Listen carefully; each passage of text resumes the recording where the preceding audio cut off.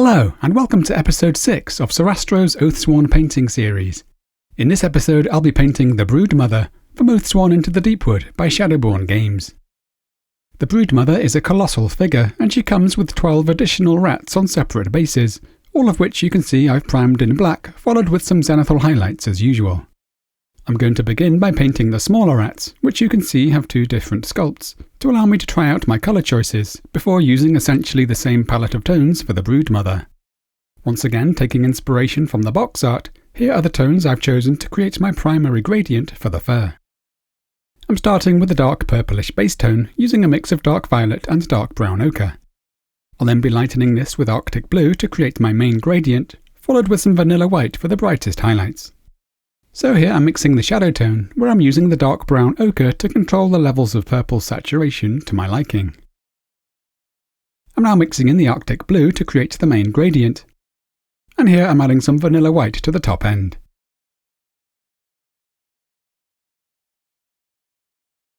I'm now simply blocking in the shadows, keeping the paint nice and fluid.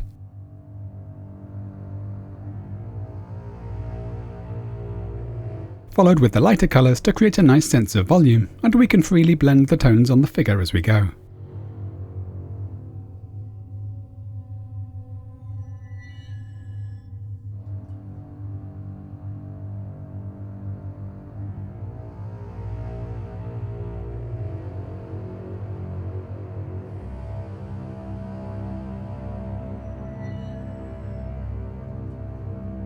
It didn't take me long to pick up my speed as I worked through the remaining 11 rats.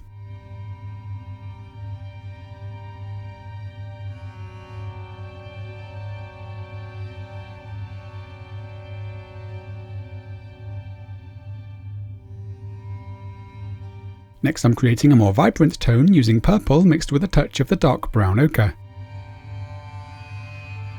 I'm then using this reasonably thinned for the feet and mouths.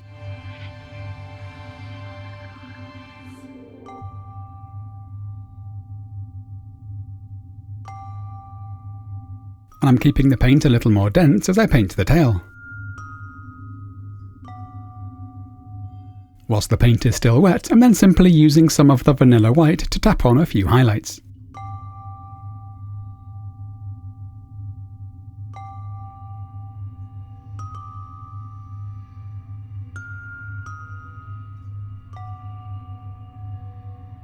Here I've decided to introduce a hint of orange for the tongue and inner ears.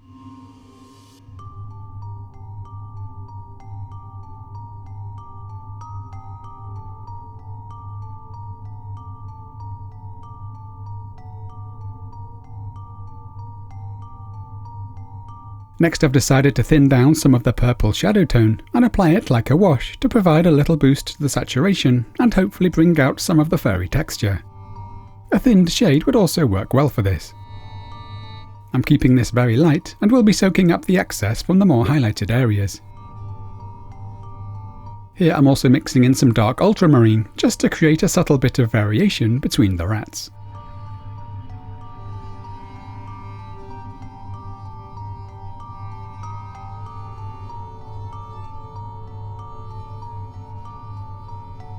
And I'm now finishing the fur off with a little overbrushing or dry brushing with the highlight tone to really pick out the texture.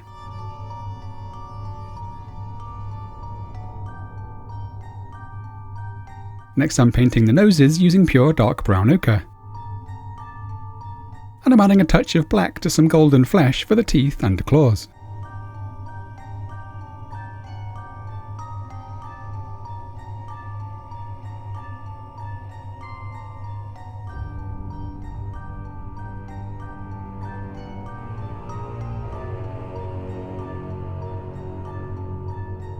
I'm now picking out the eyes with a touch of pure white.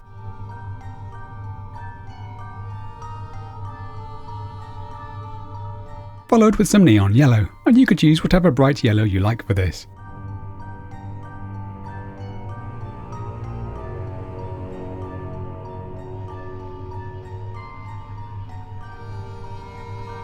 Here I'm providing a small highlight to the nose, and some dark lining for the eyes to boost the definition. These are all pretty optional finishing touches, however.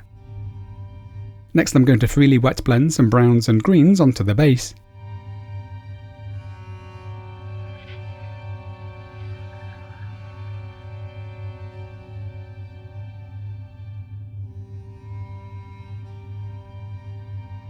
And once dry, I also chose to throw on some Agrax Earthshade and Athonian Camoshade.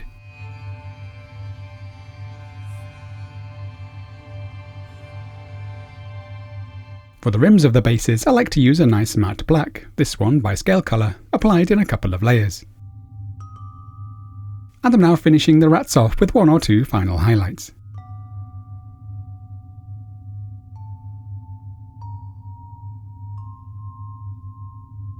Moving on to the Broodmother, I'm starting by painting all of the baby rats on her back exactly as before.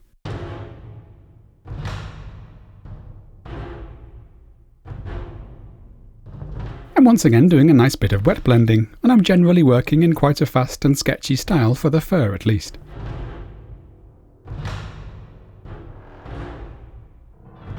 When working on large models like this, I often like to use a good-sized book to rest my wrist whilst painting.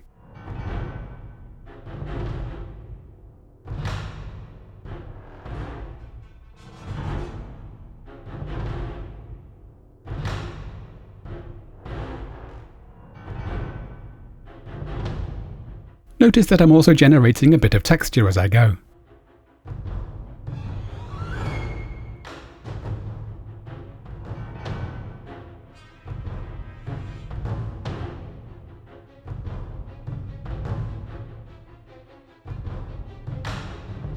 Whilst the fur was pretty quick to paint, there aren't really any shortcuts when it comes to painting all of these facial details.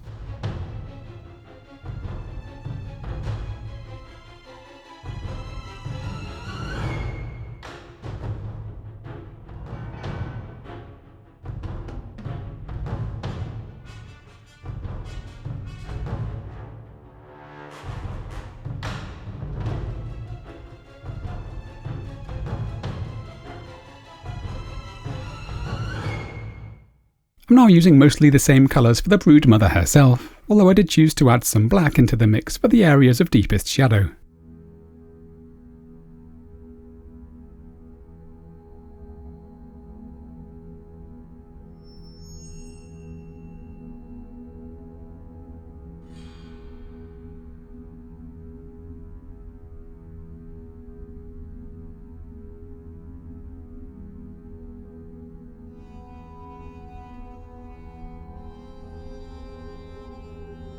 You can see I'm incorporating a little more purple around the nose area.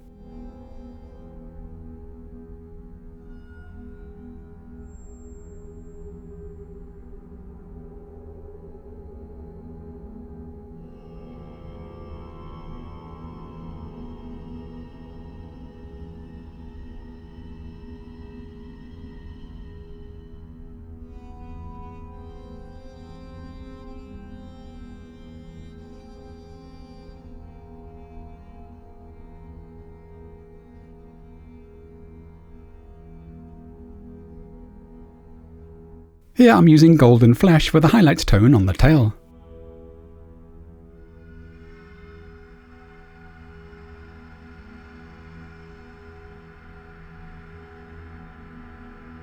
And I've darkened down some golden flesh for the bony plating, as well as the claws and teeth as I did earlier.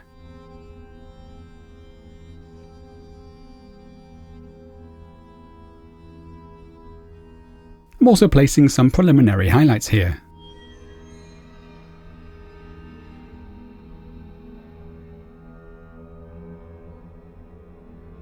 I'm now sketching in the initial tones for the base, where I'm including some buff for the pile of skulls.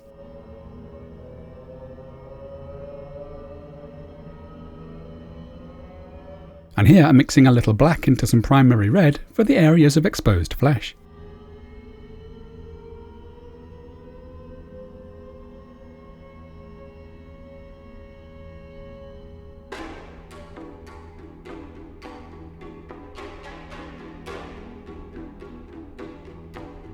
At this point I decided to reach for some shades to darken things down and bring out some of the definition and textures. So I'm starting with a 2-to-1 mix of Druchii Violet and Agrax Earthshade. I'm using this undiluted for the tail, feet, teeth, spines, and the open wounds.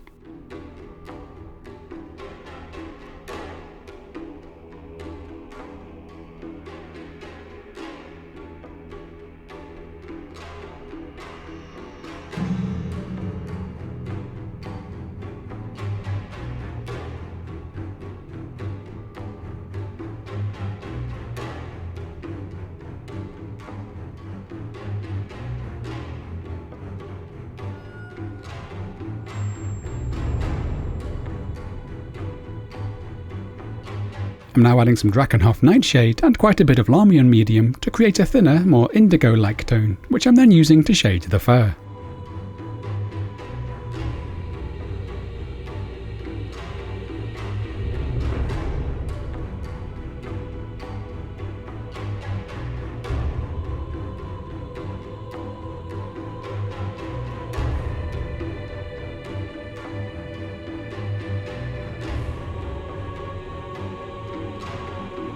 I'm taking care not to over-darken the areas of highlights with this.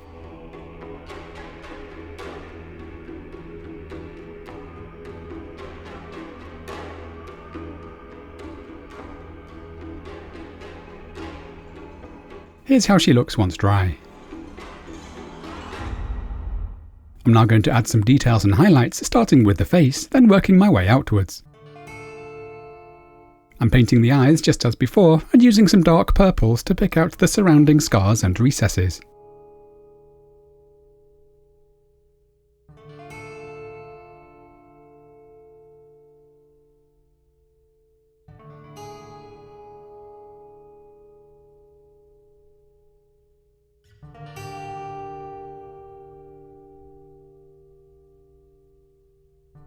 We can then build up the highlights for the face, creating a bit of rough and furry texture as we go.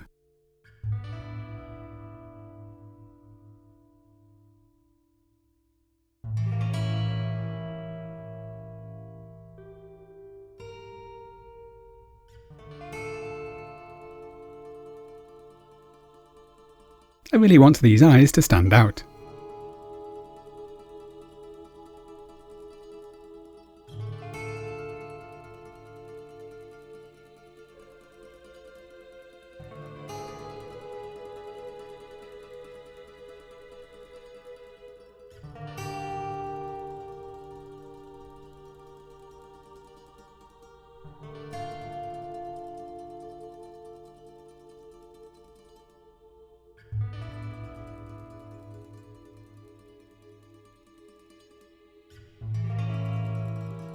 I'd like a little more colour intensity in the teeth, so here I'm mixing some orange in with the golden flesh.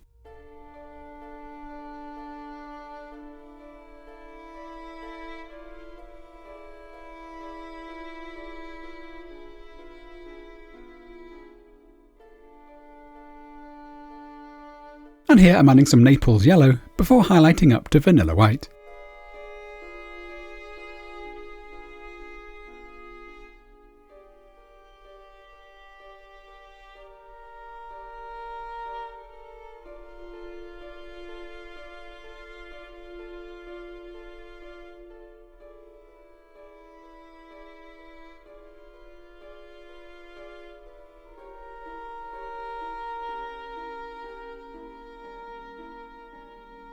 I'm now playing with a mix of purple, red and orange to create a nice vibrant colour for the tongue.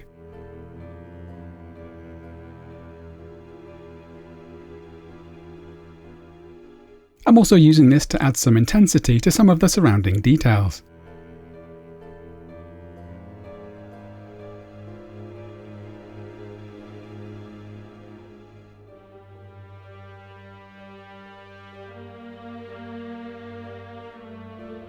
And here I'm glazing some of the purple around the nose area, again because I want the face to have the greatest level of colour intensity and contrast.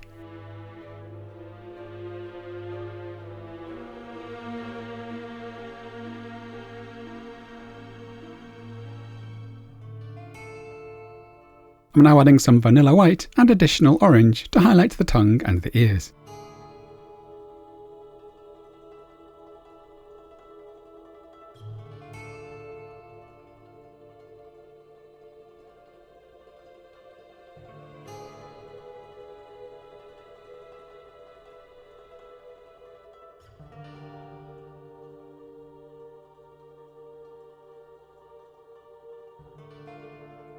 After pushing the highlights up, we can also glaze some of the base tone over the top to bring back some saturation.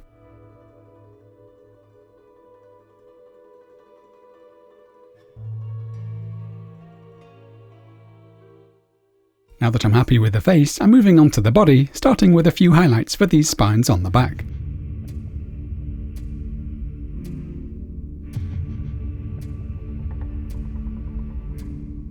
Next, I'm highlighting some of the borders surrounding the areas of exposed flesh to add definition and a greater sense of relief.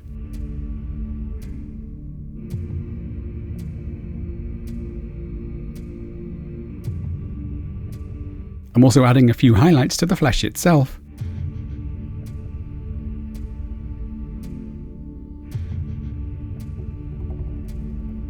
And a little black lining.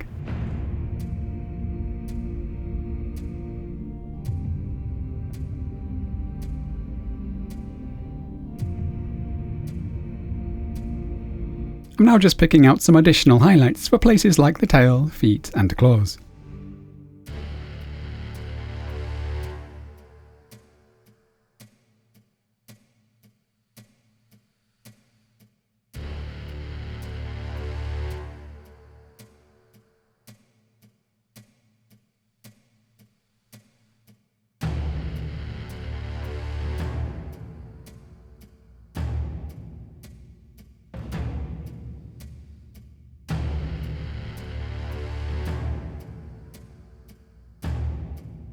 Next, I'm returning to the base where I'm bringing up the values for some of the skulls, followed with some dry brushing and some shade.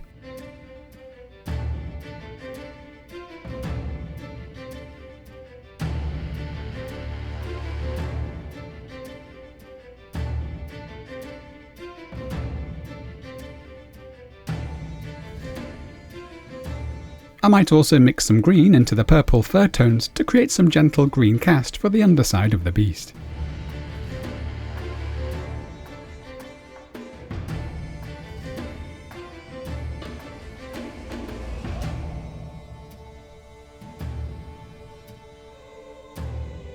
I'm now painting the rim of the base in black, before spraying the whole lot with some ultra matte varnish off camera, which I'm applying with the airbrush. Because the ground now looks a little too dry for me, I've decided to use some water effects to give it more of a wet and swampy look. I've simply mixed in a touch of light moss green, and I ended up brushing it over the entire base, before dropping more concentrated amounts into the dips and recesses.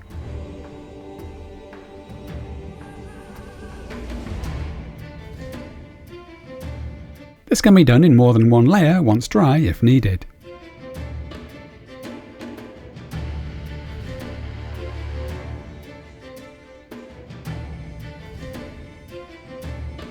For one final touch, I've chosen to use some UHU glue to create a nice easy drool effect.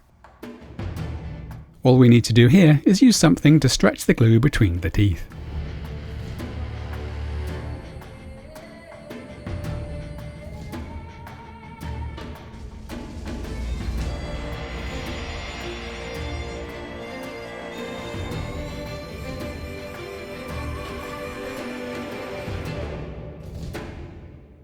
And this completes the Broodmother.